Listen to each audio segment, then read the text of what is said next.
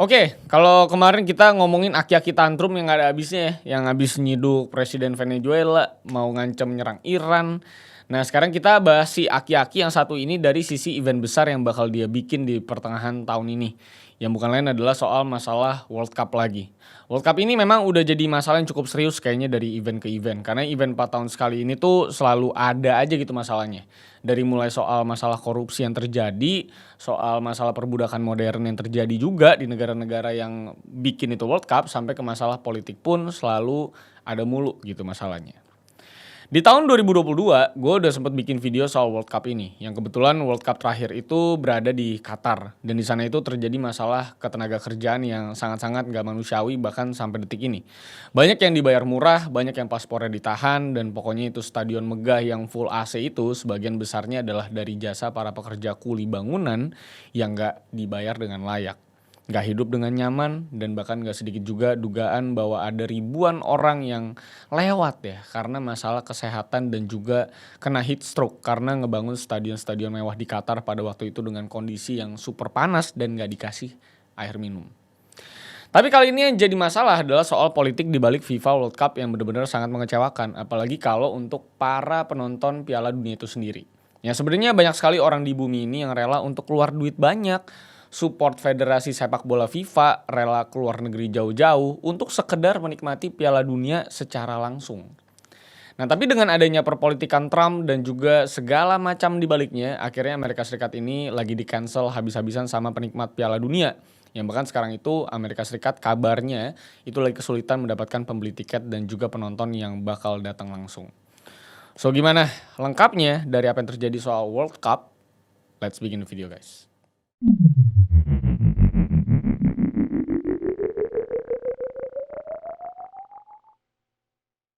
I lost myself. I waited still. Dari Piala Dunia sendiri, sebenarnya apa sih yang diharapkan dari negara-negara yang ikut? Mungkin banyak agenda di balik itu. Tapi dua hal yang terpasti adalah soal masalah ekonomi yang naik dari orang-orang yang beli tiket dan datang ke negara tersebut untuk nonton langsung. Dan yang kedua, itu adalah tentunya soal industri sepak bolanya sendiri yang diharapkan bisa naik dan berkembang, turisme juga tinggi, negaranya jadi laku, turismenya gokil.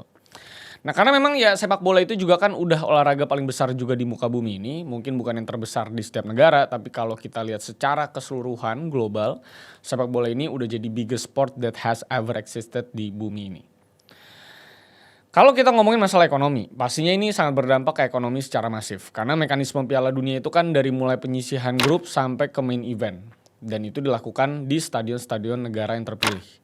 Dan bayangin kalau dari banyaknya negara di bumi ini ada ratusan ribu bahkan jutaan orang yang mau dan secara sukarela untuk beli tiket Piala Dunia, beli tiket pesawat, ngurusin visa antar negara, datang ke sana, nginep di hotel, makan di restoran lokal, di sekitar venue Piala Dunia mungkin, beli oleh-oleh, extend liburannya, beli merchandise Piala Dunia, dan pokoknya melakukan hal-hal yang ngeluarin duit gitu ya dan menjadi devisa bagi negara-negara penyelenggara. Apalagi dari mulai pembangunan atau renovasi stadionnya aja mereka bisa ngerekrut banyak pekerja dan mensejahterakan rakyatnya at the same time karena jadi dapat duit. Walaupun memang kalau ngomongin kesejahteraan pekerja dari Piala Dunia bisa dibilang udah terbantahkan juga sebenarnya dari masalah pembangunan Piala Dunia Qatar di tahun lalu dan di beberapa negara-negara yang kayak gitu-gitu tuh.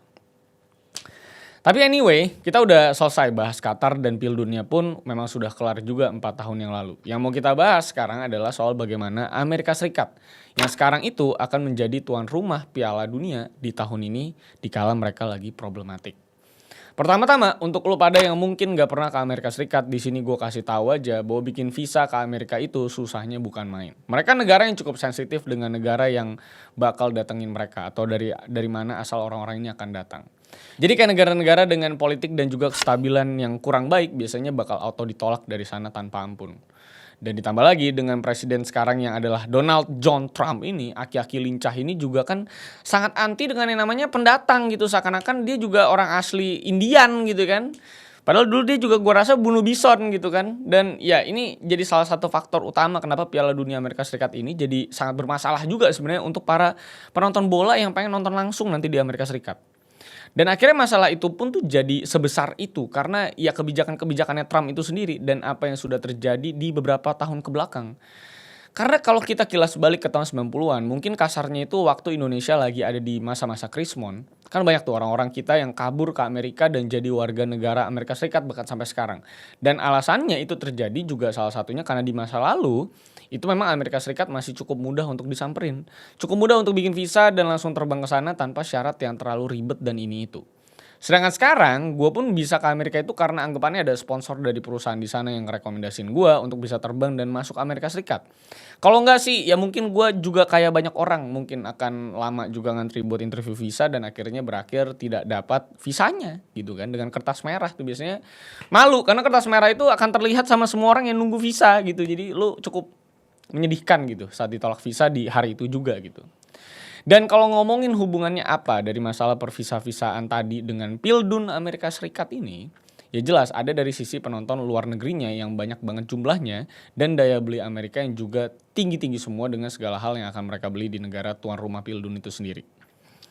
Nah, sedangkan secara de factonya yang terjadi di Amerika Serikat sekarang ini itu malah bikin bingung para penonton Pildun yang mau datang ke sana. Karena kan kalau ngomongin penonton sepak bola, nggak semuanya itu dari negara-negara Eropa kayak Skandinavia, Eropa Barat, Kanada, Inggris yang mungkin lebih mudah untuk bikin visa Amerika Serikat karena memang keterikatan mereka satu sama lain. Karena kan pada nyatanya banyak juga orang-orang dari negara timur yang punya duit dan adalah marketnya Piala Dunia itu sendiri dari mulai Jepang mungkin, Cina tentunya atau bahkan dari Timur Tengah sendiri sekalipun. Sedangkan lu pada tahu sendiri, negara Amerika Serikat sekarang lagi makin ketat kalau ngomongin orang-orang yang akan datang ke negara mereka. Apalagi kalau kita ngomongin orang-orang yang paspornya itu kasarnya kotor. Karena mungkin pernah jalan ke negara-negara yang sedang konflik atau mungkin asalnya dari negara-negara yang sedang tidak baik-baik saja kondisinya. Atau mungkin justru dari negara-negara yang hubungannya tidak baik sama aki-aki tantrum alias si Trump ini. Kalau ngomongin travel ban atau travel restriction, udah ada banyak banget negara yang kena. Dari mulai yang dilarang itu ada Afghanistan, ada Myanmar, ada Chad, ada Kongo, ada Guinea, Khatulistiwa, ada Eritrea, ada Haiti, Iran tentunya, Libya, Somalia, Sudan, dan juga Yaman. Sedangkan untuk negara-negara yang dibatasi itu ada Burundi, Cuba, ada Laos, ada Sierra Leone, ada Togo, Turkmenistan, dan juga yang pasti tentunya adalah Venezuela. Jadi memang banyak sekali negara yang terbatas oleh masalah visa-visaan ini. Walaupun mungkin duitnya pada banyak tuh negara asalnya. Oke, sebenarnya Amerika Serikat sendiri sempat bilang bahwa akan ada sebenarnya yang namanya Viva Pass. Untuk memudahkan jalur pembuatan visa untuk datang dan nonton Pildun di Amerika Serikat. Sedangkan di saat yang bersamaan, Marco Rubio selaku US Secretary of State itu bilang bahwa tiket Pildun ini bukan free pass visa Amerika Serikat. Your ticket is not a visa. It doesn't guarantee admission to the U.S. It guarantees you an expedited appointment. You're still going to go through the same vetting. We're going to do the same vetting as anybody else would get. Jadi bingung juga gitu ya. Apakah ini orang-orang yang sudah beli tiket Pildun itu sebenarnya bisa mendapatkan kemudahan untuk bikin visa? Atau sebenarnya mereka ini cuma ditarik buat beli tiket doang tanpa tahu tiketnya bisa dipakai buat nonton? Atau cuma jadi sekedar punya doang gitu dan duitnya masuk ke Amerika Serikat gitu kan? Sedangkan harga tiketnya sendiri pun udah tinggi banget. Bisa 3 kali lipat dari Pildun sebelumnya yang diselenggarakan di Qatar 4 tahun lalu. Harga yang sebelumnya itu untuk nonton final sekitar 1.600 USD. Sekarang itu harganya bisa hampir 4 kali lipatnya di angka 6.300an USD. Atau kalau lu rupiahkan itu 106 jutaan rupiah. Gendeng banget gak? Lu bayangin beli tiket final World Cup. Belum naik pesawatnya nih, belum nginepnya. Itu udah keluar 100 juta dulu. Dan lu itu belum tentu datang juga ke sana karena visa lu belum tentu bisa keterima juga. Dan harga tiket final World Cup 2022 itu yang di angka 1.600-an dolar itu sekarang jadi harga tiket group stage-nya. Yang sebenarnya bisa lu dapetin di event sebelumnya di sekitar 30% harga yang sekarang. Jadi 1.600 yang harusnya final tuh dulu sekarang jadi cuman group stage doang. Jadi memang Amerika Serikat sebagai tuan rumah Piala Dunia ini bukan hal yang tepat karena masalah visa dan juga dari masalah industrinya sendiri. Karena kalau ngomongin oke lah Inggris yang jadi tuan rumah mau dari luar susah masuk pun itu negara udah siap secara stadium, fasilitas umumnya dan juga masyarakatnya sendiri. Karena udah mah mereka memang yang bikin olahraga sepak bola juga. Udah gitu di sisi lain juga si Inggris ini udah terbiasa dengan yang namanya sepak bola. Udah jadi olahraga terbesar yang ada di negaranya juga. Jadi fanbase-nya udah gede dan kayaknya kesiapan untuk menampung crowd segitu banyak juga udah siap. Crowd control-nya juga pasti udah siap. Sedangkan kalau kita ngomongin Amerika Serikat, olahraga mereka yang terbesar itu American football dan juga baseball. Jadi kalau dari luar itu sulit masuk, ya Armstrong juga itu stadion. Pasti agak sepi juga pastinya.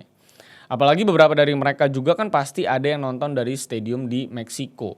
Karena ada beberapa group stage yang sebenarnya terjadi di Meksiko. Jadi kalau ngomongin dipersulit pas di imigrasi pun, ya mungkin aja karena kan Amerika memang lagi lumayan sensitif juga sama Meksiko. Walaupun cukup ngobrol juga mereka ya. Makanya Amerika Serikat itu sekarang lagi di cancel habis-habisan. Dan banyak dari penonton itu yang at least nonton group stage yang beberapa diadain di Kanada. Jadi memang sebegitu parahnya ini Piala Dunia di cancelnya gitu. Karena memang Piala Dunia ini kan Amerika, Kanada, dan Meksiko ya. Walaupun sebenarnya ya kita belum bisa menilai juga World Cup kali ini akan seperti apa animo nyatanya. Karena toh di cancel-cancelnya Qatar World Cup kemarin pun stadiumnya tetap ramai-ramai aja. Dan yang nonton via website streaming itu juga tetap banyak-banyak aja. Gue rasa akan semuanya juga tetap akan nonton dan menikmati euforia dari Piala Dunia ini. Tapi memang kesulitannya adalah sekarang untuk masuk negaranya.